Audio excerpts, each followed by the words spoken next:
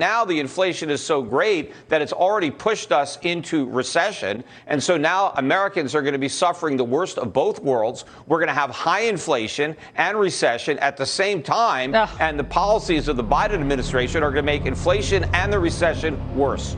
Despite the Biden administration, the Fed, and the media's propaganda to the contrary, it is now official.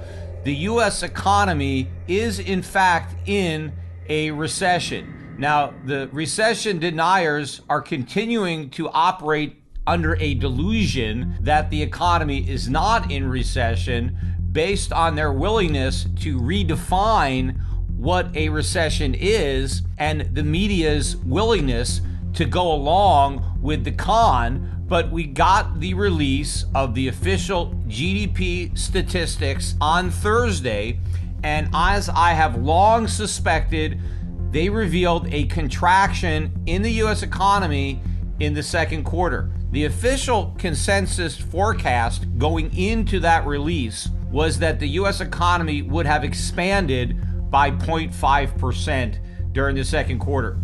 The actual number was a decline of 0.9, which was very close to the Atlanta Fed GDP Now forecast of minus 1.2.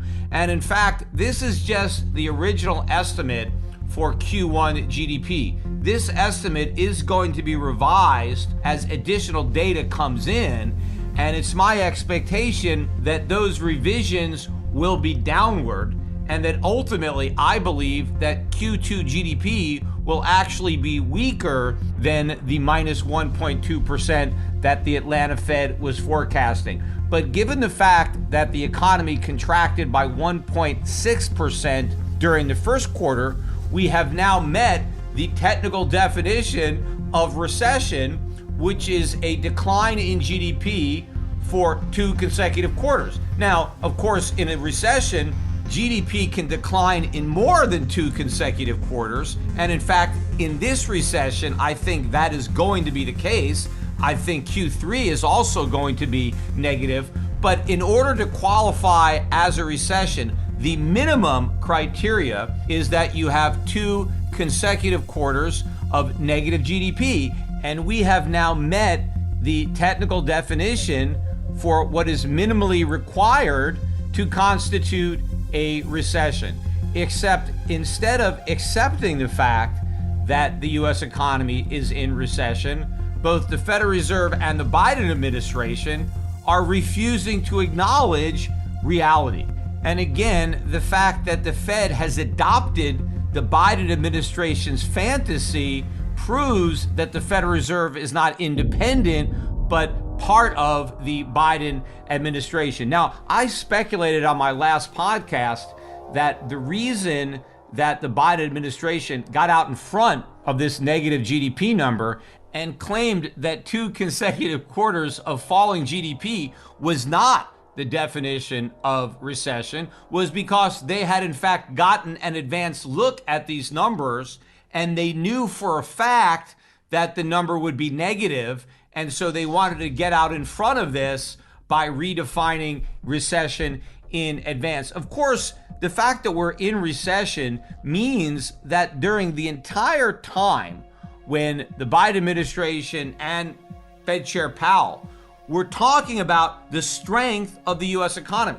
Remember, Powell specifically cited the strength of the U.S. economy, and not just a strong economy. He was talking about a booming economy, one of the strongest economies in history. It was that strength that was going to render the economy impervious to rate hikes. Powell believed that the reason that we could have this soft landing was that the economy was so strong that it could easily weather the effects of an inflation fight, that higher interest rates were simply going to be shrugged off by this red-hot economy. Well, it turns out that the entire time Powell was talking about how red-hot the economy was, it was in fact ice cold, because the recession didn't start at the end of the second quarter. It started at the beginning of the first quarter. We have been in recession the entire year. And so the economy was not strong, it was weak. And remember, I forecast that the U.S. economy would enter recession in the first half of 2022 in 2021. Very few people had that forecast. I was one of the only people that was predicting recession as early as the first half of 2022. But even more important than the fact that I was predicting recession, back then, I was also predicting that inflation would get worse. Most people thought inflation had peaked out and that it was transitory.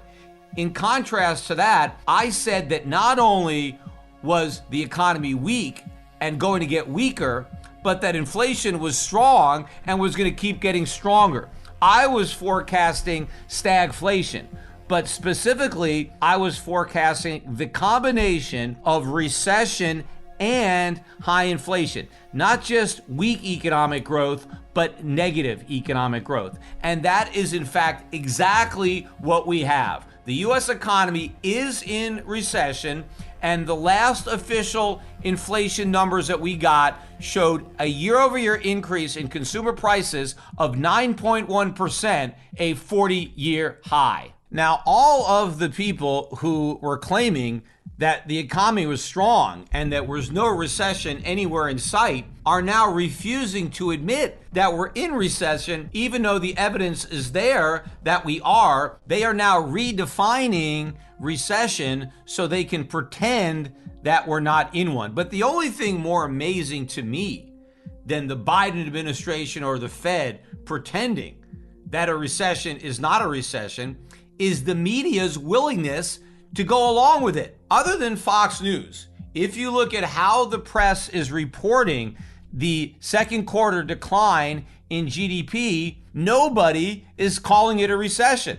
Some news stories are saying that this indicates that the economy may be approaching recession, may be getting closer to recession, but nobody is reporting it as an official validation that the economy is in fact already in recession. Now, if Donald Trump were still president and all the facts were identical with respect to GDP, if we had just reported the second consecutive quarter of GDP growth, there is not a news organization in the country that would be reporting this as anything other than a recession. Every newspaper, every broadcast news channel would be talking about and writing about this recession. In fact, they would have already labeled it the Trump recession.